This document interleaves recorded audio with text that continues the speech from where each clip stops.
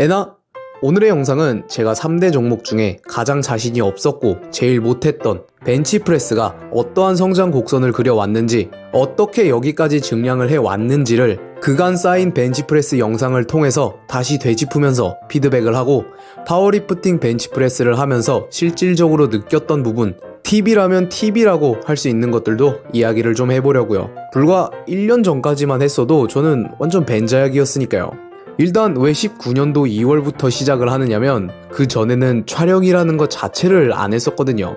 이때부터 영상이 존재하는 것도 인스타를 시작한 시기라 그렇고요. 파워리프팅을 시작한 것도 19년도 10월이 넘어가서부터라 그 전에 벤치프레스는 그립도 넓지 않아요. 다만 아치는 이미 어느 정도 솟아 있는 걸 볼 수 있는데, 이게 파워리프팅을 위한 아치가 아니라 보디빌딩을 위한 협응성 아치예요. 약간 말장난 같아 보이지만 그 목적이 조금 다르거든요. 협응을 통해서 더 많은 부위의 근육을 개입시키면서 효율성을, 그만큼 중량을 더 다룰 수 있게 되니까 부하 자체가 커짐으로써 얻는 효과도 있으니까요. 그러니까 협응의 중요성에 대한 건 이미 인지를 하고 있었다는 거죠.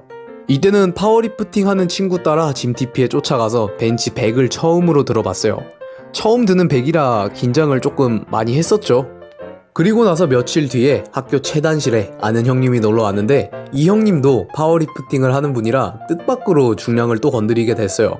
이미 짐TP에서 100은 무난하다는 걸 체감해서 그런지 중량에 대한 두려움이 조금은 거친 상태라 크게 어렵지 않게 밀 수 있었던 것 같아요. 사족으로 이날 데드리프트 200도 처음으로 뽑아봤고요. 이제는 파워리프팅을 시작한 이후라 각도가 좀 다르긴 하지만 바로 전 영상에 비해서 그립 너비가 넓어졌다는 걸 볼 수 있죠. 다만 얼마 되지는 않은 상태라서 지금 하고 있는 무게도 그렇고 하던 버릇도 남아있고 해서 그런지 조금만 중량이 올라가려고 하면 엉덩이가 뜨더라고요. 레그 드라이브를 쓰는 방법은 알았지만 어떻게 잘 써야 하는지를 몰랐던 거죠. 트레인트루 윈터 쇼다운을 불과 2주 남겨둔 때네요. 규정에 적응한다고 이때 퍼즈벤치를 난생 처음 해봤는데 생각보다 크게 어렵지는 않았어요. 대신 얼마나 정지를 해야 하는 건지, 어느 정도로 정지를 해야 하는 건지에 대한 감이 하나도 없어서 쓸데없이 싱크인을 하기도 하고, 어디서 주워들은 건 있어가지고 바벨 접촉 부위를 최대한 아래로 하려고 하고 있죠. 이것 때문에 좀 헤맨 부분이 있긴 해요. 파워리프팅 벤치프레스의 후인 하강에 대해서 언급을 좀 해보자면, 후인 하강이 무조건적인 답은 아니라고 생각해요. 당연히 후인 하강이 전적으로 잘못됐다는 것도 절대 아니고요. 이건 제가 직접적으로 굉장히 많은 걸 느낀 부분인데, 벤치프레스 시에 바벨 접촉 부위를 아래로 내리면 내리게 될수록 등의 긴장을 유지하기가 어려웠어요. 물론 저 당시에 벤치프레스 숙련도가 많이 부족해서 그런 걸 수도 있겠지만 지금도 크게 다르지는 않더라고요. 파워리프팅을 시작하고 나서 후인 하강식에 티피컬한 파워리프팅식 벤치프레스를 하려고 하다가 손목과 팔꿈치, 어깨에 부담이란 부담은 있는 대로 다 주고 돌고 돌아서 결국은 후인 거상으로 정착을 했거든요. 실제로 어느 정도 안정화가 된 2020년도 2분기 이후에 제 벤치프레스를 보면 굉장히 파워리프팅식이긴 하지만 바벨이 가슴이 닿는 부분이 그렇게 낮게 위치하지는 않아요. 제가 명치 언저리 부근이라면 정말 후인 하강으로 하시는 분들은 갈비뼈 부근이라고 할 수 있겠죠.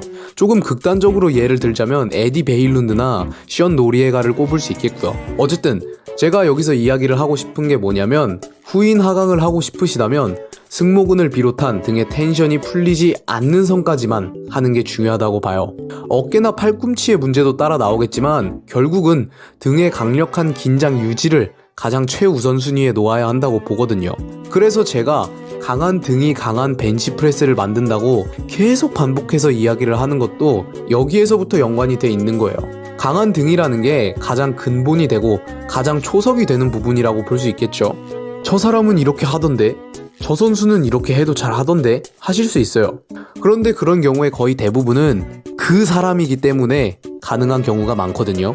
엘리트급 파워리프터들이 그렇게 한다고 해서 그냥 고지고대로 따라하는 것만큼 위험한 게 또 없다는 거예요. 해당 선수와 같은 신체적 비율을 타고났나요? 해당 선수만큼의 리프팅 구력 혹은 운동 구력을 보유하고 있나요? 해당 선수만큼의 선천적인 강인함을 타고났나요? 여기에 해당하지 않는다면 욕심부리지 말고 꾸준하게 기초를 쌓아 올려가는 게 가장 빠르고 현명한 선택지가 될 수 있다는 거예요. 여기서 기초라는 건 수행 능력이라고 보시면 되겠고요. 단기간의 증량을 위한 큐, 셋업, 팁, 단기적으로는 도움이 될 수 있겠죠. 하지만 이걸 통해서 내가 근본적으로 더 강해지는 게 아니잖아요. 현재 내 신체 상태에서 최대치를 끌어낼 수 있게끔 해주는 거지, 그 뽕맛에 취해버리면 분명 또 금세 벽에 부딪힐 수 있을 거란 말이죠. 그렇다고 기술적인 부분을 아예 포기하라는 건 절대 아니에요. 저는 후인 하강을 잘 못 해냈고 테크닉적인 부분을 적용하려고 하면 신체가 부담스러워했기 때문에 이러한 것들을 내려놓고 당시의 수준에서 내 신체가 가능한 적당한 수준의 자세를 잡으면서 수행 능력과 볼륨을 키워나가는데 초점을 뒀거든요. 그렇게 시간이 쌓이면서 아치가 솟아나기 시작하고 자세에 안정감이 생기고 중량은 당연히 따라 올라갔고요.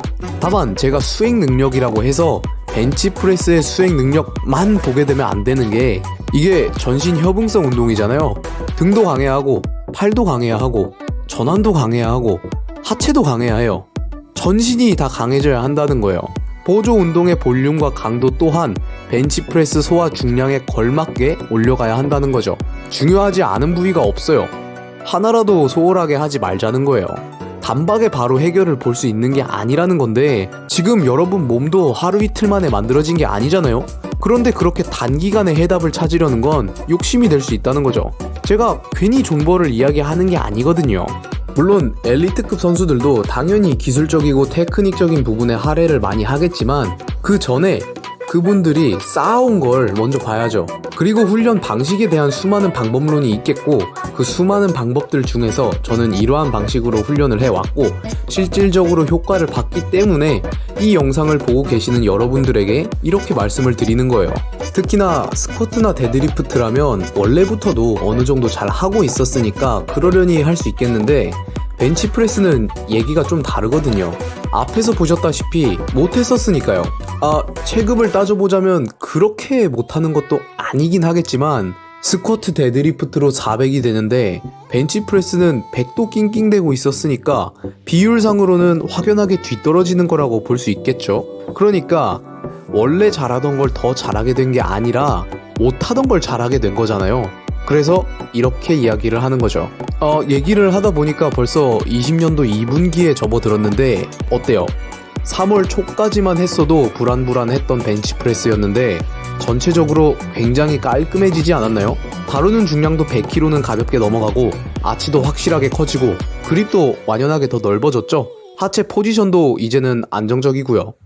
하체 세팅은 나중에 가서 다시 바뀌긴 하지만 제 스스로도 이때가 벤치프레스가 어느 정도 이상적으로 자리를 잡은 시기가 아닌가 하는 생각을 하고 있어요. 한순간에 자세가 확 좋아진 게 아니에요. 물론 모든 일자의 벤치프레스 영상을 첨부하기는 어려워서 약간은 그래 보이는 게 없잖아 있을 수 있겠다는 생각이 들기는 하지만요. 그리고 제가 운동하는 체육관의 벤치 너비가 22cm인데 항상 좁은 벤치에서 훈련을 하다 보니까 여기에 적응을 해버려서 그런지 콤보렉이 그렇게 어색할 수가 없더라고요. 콤보렉이 분명히 더 좋은 건 부정할 수 없는 사실인데 원체 익숙하지가 않다 보니까 이렇게 콤보렉에 이따금씩 등을 놓게 되면 오히려 헤매게 되는 부분이 있더라고요. 어쨌든 8월에서 9월이 수행 능력 상으로는 가장 피크를 찍던 시기였어요. 벤치프레스 중량이 상승하면서 목표 무게를 워킹셋 120으로 상향 조정을 해놨었는데 생각보다 빠르게 달성을 하게 됐죠. 그런데 또 10월 이후로는 감을 잃어버려서 여러모로 좀 헤매게 됐지만요. 어딘가가 또 부족해졌다는 뜻이겠죠. 이렇듯이 항상 우상향 곡선만을 그려 올라갈 수는 없다고 생각해요. 어느 정도의 진폭은 충분히 감안하고 있으니까요. 영상 보시면서 느끼셨을 부분인데 싱글 세트가 하나도 없었죠? 완전 없었던 건 아니었지만 프로그램상으로 계획했던 싱글은 정말 없다시피 했거든요. 그만큼 수행 능력적인 부분에 집중을 했다는 건데 제가 목표하는 수행 능력과 안정적인 자세를 구축하기 전까지는 좀 아껴놓고 있어요. 그러니까 탑 싱글은 일종의 마무리 확인 작업의 느낌이에요. 실제로도 이따금씩 탑 싱글을 하게 되면 보통 메인 훈련 세트를 모두 끝낸 뒤에 하거든요. 그래서 올해의 벤치프레스 목표는 130kg 정도로 두고 있어요. 바로 코앞인 것처럼 보이긴 하지만 벤치프레스는 글쎄요, 체급이 체급이다 보니까 물론 해봐야 아는 거긴 하겠지만 한 개 중량이 얼마나 될지 가늠이 잘 안 가더라고요. 오픈 파워리프팅 59체급 최상위급 선수들의 벤치프레스 기록을 보면 편차가 좀 크긴 하지만 130kg만 넘겨도 꽤 잘 드는 편에 속하거든요. 140을 넘기는 선수는 손에 꼽을 정도고요.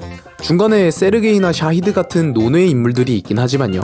어쨌든 여기까지 저 앤트맨의 벤치프레스 성장 연대기였어요.